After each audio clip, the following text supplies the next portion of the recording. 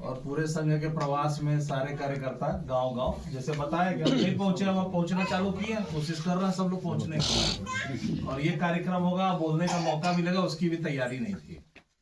और भैया ने विषय रखा कि सही बात है कि मातृशक्ति सुबह उठती है, झाड़ू लगाती है, बच्चों को स्कूल भेजती है, खेत खलिहान में काम करती है, रात तक काम करती है।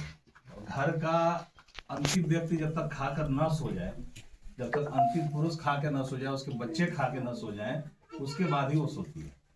और उसका खाना बचा कि ना बचा, कई बार ये भी सोचना पड़ जाता है। खाना नहीं बचा परिवार तो भूखे पेट भी सोती है। अब पुरुष भी कर रहे हैं काम को, लेकिन बात तुलना करने की नहीं है।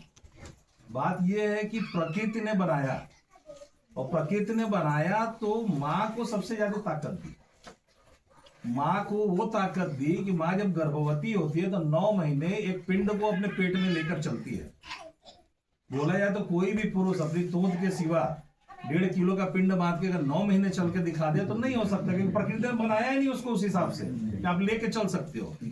लेकिन एक बच्चे को अपने गर्भ में रखकर 9 महीने चलना, और उसके बाद उसकी प्रसव वेदना, दीदी लोग मितानी ने जानती होंगी, नॉर्मल डिलीवरी आजकल ऑपरेशन कर देते हैं लोग, डॉक्टर भी बोल देता है, और महिलाएं भी चाहती हो जाए ऑपरेशन क्योंकि वो दर्द न झेलना पड़े।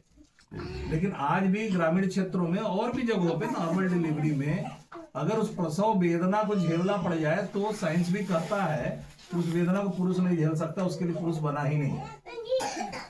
जो महिला बच्चा जन्मते समय जो दर्द झेलती है, उसका आधा दर्द भी अगर पुरुष को दे दिया जाए तो उसकी मौत हो जाएगी, साइंस बोलती है। तो हर मामले में देखा जाए तो महिला श्रेष्ठ है, महिला कृति है। इसीलिए हमारे धर्म संस्कृति में भी माँ का दर्जा दिया गया है। माँ ने बोल दिया तो उसके बाद फिर कोई वो काटा नहीं जा सकता। माँ ने फैसला कर लिया, उस चीज को मानना पड़ता है। तो माँ का दर्जा सबसे ऊंचा, उसकी बराबरी कोई कर भी नहीं सकता, और ना उसको करने की वो है।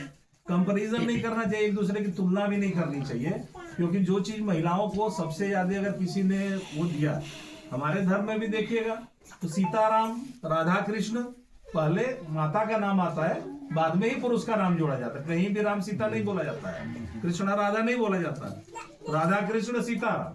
कहा भैया जो मिले भाई सीताराम, कीर्तन कर रहे हैं सीताराम, इसलिए कि माता का दर्जा होता है सबसे ज्यादा ऊंचा। धरती माँ दिन रात हल जोत रहे हैं, चला रहे हैं, इतनी वजन को ढो रही है, लेकिन हमें खाने को देती है। सबसे ज्यादा है तो हमारी नदियां हैं। तो एक तरीके से देखा जाए तो इन दोनों की तुलना करना तो गलत है, लेकिन समाज में धीरे धीरे रहते रहते कुछ विकृतियां तो आई हैं। मार पिटाई, हिंसा, रात में लेट आ रही है तो लड़कियों को इक्वलिटी न देना, बराबरी का दर्जा न देना। अब इन सब चीजों का मात्र एक समाधान है जो मेरी समझ में आता है, पता नहीं आप हमारी बात से सहमत होंगे नहीं होंगे, लेकिन मेरी नजर में एक समाधान है कि शिक्षा के बिना इन सारी चीजों को नहीं दूर किया जा सकता, और हर चीज का कंपैरिजन है। लेकिन पुरुष और महिला दोनों प्रकृति की बनाई हुई अनूठी चीज है, और सिर्फ ये पुरुषों में ही नहीं है, आप जानवरों में भी देखेंगे तो गाय ज्यादा मेहनत करती है, बैला ऐसा सोया रहता है। आप शेर में देखिएगा, शेरनी शिकार करके ले आती है, बच्चों को खिलाती है, शिकार जब नहीं मरेगा तब शेर उठता है, धीरे धीरे जाता है, शिकार करके आता है। तो प्रकृति ने बनाया, आप सिर्फ इंसानों में मत देखिए इन चीजों को। सुस्त, लेजी, हाँ, पुरुष को इसलिए बनाया गया कि समाज से अपने जीवन की रक्षा कर सके, अपने परिवार को सिक्योरिटी दे सके।